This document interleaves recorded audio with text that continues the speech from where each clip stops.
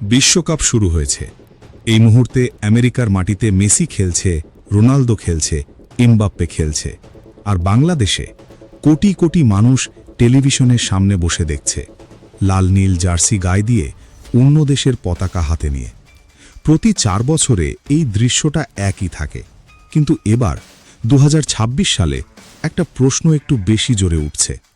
বাংলাদেশ কবে নিজের পতাকা নিয়ে বিশ্বকাপের মাঠে নামবে? এই প্রশ্নের উত্তর দিতে গেলে কিছু সত্য কথা বলতে হবে, কিছু কঠিন সত্য, কিছু আশার কথা, আর কিছু বাস্তবতা যেটা না জানলে আমরা ভুল স্বপ্নের পেছনে ছুটতে থাকব। আজকের ভিডিওটা সেটাই। প্রথমে একটু পেছনে যাই। 1973 সাল, সবে স্বাধীন বাংলাদেশ, দেশ তখনও গুছিয়ে উঠছে। সেই বছরেই বাংলাদেশ প্রথম আন্তর্জাতিক ফুটবল ম্যাচ খেলল থাইল্যান্ডের বিপক্ষে। ফল 2-2 ড্র। তখন মনে হয়েছিল এই দেশ একদিন অনেক দূর যাবে, কিন্তু পরের 50 বছরে কি হলো? 1976 সালে ফিফার সদস্য হল বাংলাদেশ। 1980 সালে এএফসি এশিয়ান কাপে খেলল, এখনও পর্যন্ত একমাত্র বার। সেই আসরে ইরানের কাছে 7-0, চীনের কাছে 6-0 গোলে হার। তারপর থেকে সেই উচ্চতায় আর ওঠা হয়নি। 2003 সালে স্যাফ চ্যাম্পিয়নশিপ জিতল বাংলাদেশ, এখনও পর্যন্ত সবচেয়ে বড় সাফল্য। কিন্তু স্যাফ মানে শুধু দক্ষিণ এশিয়া, ভারত, নেপাল, মালদ্বীপ, বিশ্বের বাকিটা থেকে অনেক দূরে। এরপর একটার পর একটা বিশ্বকাপ বাছাই এলো, আর একটার পর একটা বাছাই পর্বে বিদায়। 2026 বিশ্বকাপ বাছাইয়ে বাংলাদেশ প্রথম রাউন্ডে মালদ্বীপকে হারালো 2-1 গোলে। সবাই উত্তেজিত হল, কিন্তু দ্বিতীয় রাউন্ডে পড়ল অস্ট্রেলিয়া, লেবানন আর ফিলিস্তিনের গ্রুপে। সব ম্যাচে হার, শুধু লেবাননের বিপক্ষে একটা 1-1 ড্র। ফিফা র্যাঙ্কিং আজকে 181। 50 বছরে এটুকুই। তাহলে কি আশা নেই? এখানেই থামুন, কারণ গল্পটা এখানে শেষ না।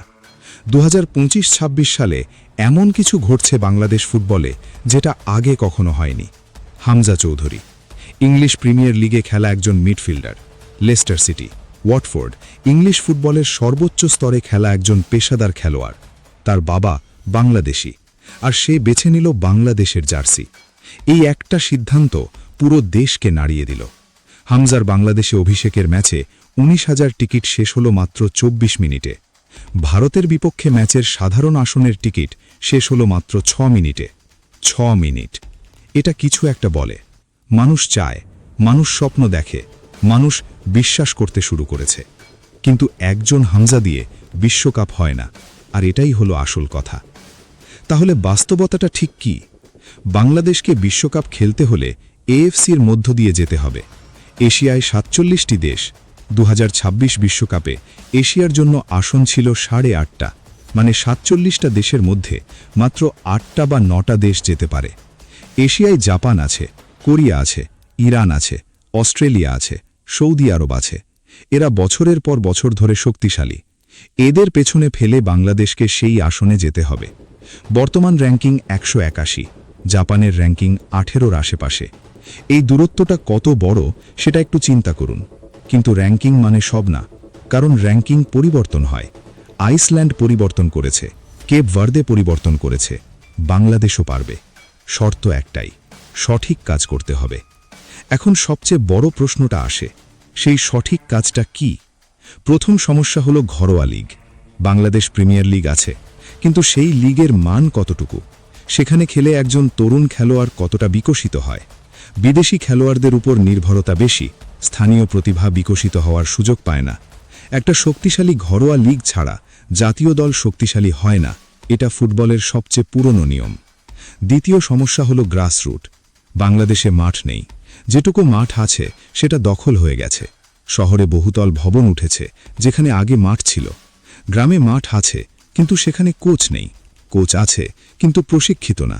2025 সালে ফিফা ফরওয়ার্ড প্রোগ্রামের মাধ্যমে 2টো নতুন কৃত্রিম মাঠ তৈরি হয়েছে। এটা একটু আশার খবর, কিন্তু 2টো মাঠ দিয়ে 18 কোটি মানুষ চলে না। তৃতীয় সমস্যা হল ধারাবাহিকতা। প্রতিটা নতুন কোচ আসেন, নতুন পরিকল্পনা করেন, তারপর চলে যান। পরিকল্পনাগুলো আর বাস্তবে রূপ নেয় না। দরকার একটা দীর্ঘমেয়াদী কাঠামো, যেটা কোচ বা নেতৃত্ব বদলালেও বদলায় না। চতুর্থ সমস্যা হল বিনিয়োগ। ফুটবলের টাকা লাগে একাডেমি বানাতে, কোচ আনতে, স্টেডিয়াম তৈরি করতে।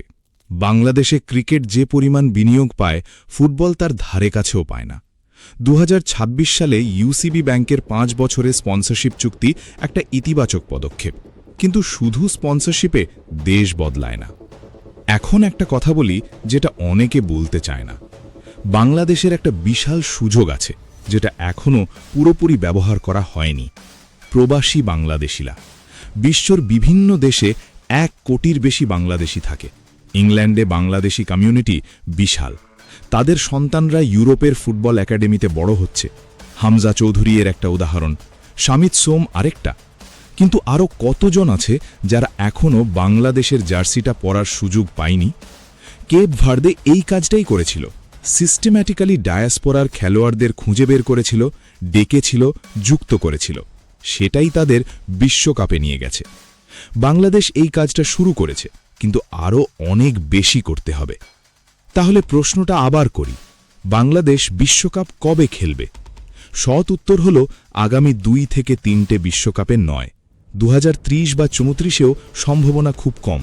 বর্তমান অবস্থান থেকে এতটা পথ এত দ্রুত পাড়ি দেওয়া সম্ভব না। কিন্তু 2038, 2042 সেটা নির্ভর করে আমরা এখন কি করি তার ওপর।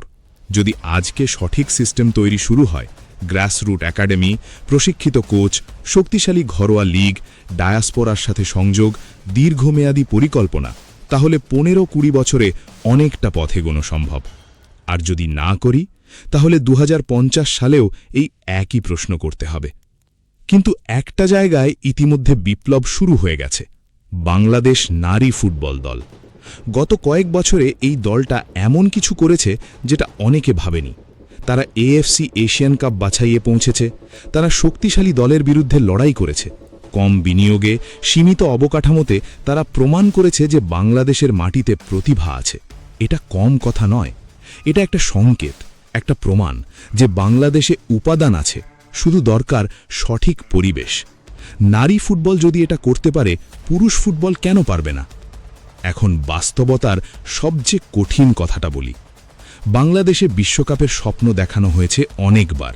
প্রতিটা নতুন কোচ বলেছেন বড় বড় কথা, প্রতিটা নতুন ফেডারেশন কর্মকর্তা ক্যামেরার সামনে প্রতিশ্রুতি দিয়েছেন, কিন্তু কথা আর কাজের মধ্যে যে ব্যবধান, সেটা এখনও ঘোচেনি।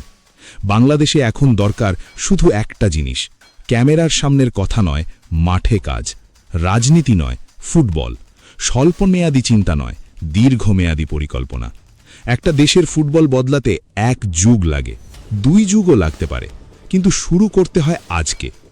কেপ ভার্দে শুরু করেছিল 1975 সালে, ফল পেয়েছে 2026 সালে, 50 বছর। বাংলাদেশ কি 2026 সালে সেই শুরুটা করতে পারে?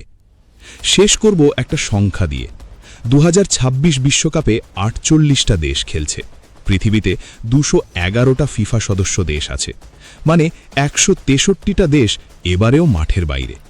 বাংলাদেশ সেই 163র মধ্যেই। কিন্তু বাংলাদেশ চিরকাল সেই 163র মধ্যে থাকবে না, যদি আমরা না চাই। স্বপ্ন দেখা ভুল নয়, স্বপ্ন দেখতে হবে, কিন্তু স্বপ্নের সাথে সিস্টেম না থাকলে স্বপ্ন স্বপ্নই থেকে যায়। বিশ্বকাপে বাংলাদেশ কবে খেলবে, সেটা নির্ভর করে একটাই প্রশ্নের উত্তরে, আমরা কি এখন শুরু করব?